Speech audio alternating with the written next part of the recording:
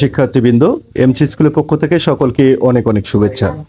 অনেকেই জিজ্ঞেস করেছো যে বাংলা দ্বিতীয় শ্রেণীর যে বাংলা পরীক্ষা অনুষ্ঠিত হবে বা দ্বিতীয় শ্রেণীর যে পরীক্ষা অনুষ্ঠিত হবে এটি মৌখিক হবে, লিখিত হবে না কিভাবে হবে? আসলে এটা প্রতিটি উপজেলা বা প্রতিটি বিদ্যালয় থেকে নির্ধারণ করা হবে প্রথম এবং দ্বিতীয় শ্রেণীর পরীক্ষা কী রকম হবে।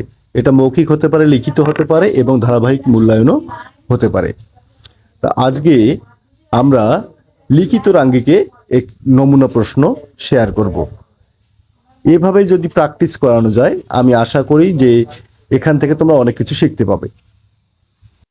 স্ক্রিনে লক্ষ্য করো, এখানে হচ্ছে দ্বিতীয় শ্রেণীর বাংলা। প্রথমে তোমাদের পাঠ্য বইয়ের যে কবিতাগুলো আছে, পাঠ পরিকল্পনার যে কবিতাগুলো কবির নাম সহ মুখস্থ করে করবা এবং লিখবা। তারপর তোমাদের বইয়ের যে শূন্যস্থানগুলো আছে সেই শূন্যস্থানগুলো ভালো করে পড়বা এবং তারপর তিন নম্বরে দেখো এখানে সংক্ষিপ্ত প্রশ্ন দেওয়া আছে, সংক্ষিপ্ত প্রশ্নগুলো ভালো করে পড়বা বইয়ের। এরপর বিপরীত শব্দ এবং বাক্য রচনা, শব্দ দিয়ে বাক্য রচনা, এটা তোমরা মনে হয় পারো। তারপর দেখো এলোমেলো বর্ণ থাকবে, এগুলোকে সাজিয়ে লিখতে হবে। তারপর যুক্ত বর্ণ ভেঙে লিখতে হবে এবং একটি করে শব্দ গঠন করতে হবে। বাম পাশের সাথে ডান পাশ মিল করতে হবে এবং তোমাদের একটি ফর্ম পূরণ করতে হবে। তা এই হচ্ছে তোমাদের প্রথম প্রান্তিক যে মূল্যায়ন, এরকমভাবে কোশ্চেনটি হতে পারে।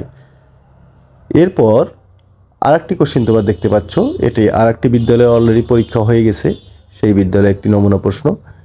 এখানে তোমরা দেখতে পাচ্ছ একই, এখানে সত্য মিথ্যা দেওয়া আছে, শূন্যস্থান সত্য মিথ্যা। হ্যাঁ, তারপর এখানে দেখো যুক্ত বর্ণ এবং ফলা দিয়ে শব্দ গঠন। হ্যাঁ, তারপর বাম পাশ ডান পাশ এবং তোমার পরিচয় লেখো। হ্যাঁ, এভাবেও থাকতে পারে।